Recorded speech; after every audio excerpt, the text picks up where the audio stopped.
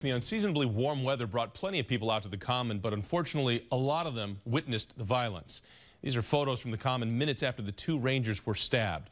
Our Jim Smith has more on that part of the story. He joins us live from the Common tonight. And Jim, you know, some of them jumped in and actually saved these officers. Absolutely, Jonathan. Just imagine what it was like for everybody here on Boston Common this afternoon. 1 minute, they were all enjoying a beautiful fall afternoon. The next, right in the middle of a crime scene.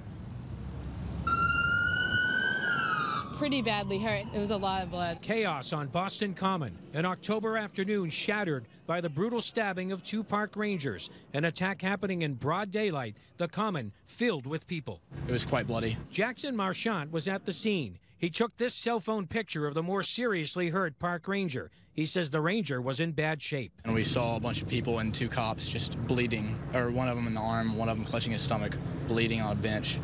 How bad did they look? One of them was walking around, was able to walk in the ambulance. He didn't look too bad. The other one, pretty bad. It was right here at this bench right here.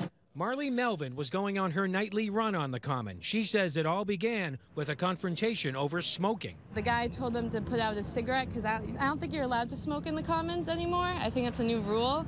And he said, no, like, leave me alone. And they still tried to get him to do it, and he just stabbed both of them. After that, the witnesses say the suspect took off toward the public garden area where he was arrested. That's the cop, and he's walking in the water. One man tells us he saw police fish a piece of evidence believed to be a knife out of the lagoon. There's a group that started pointing to the pond, and so one cop took off his shoes and he got into the water, and I think they found something. I don't know what they found. As police worked late into the night, people on Boston Common couldn't believe what they had witnessed.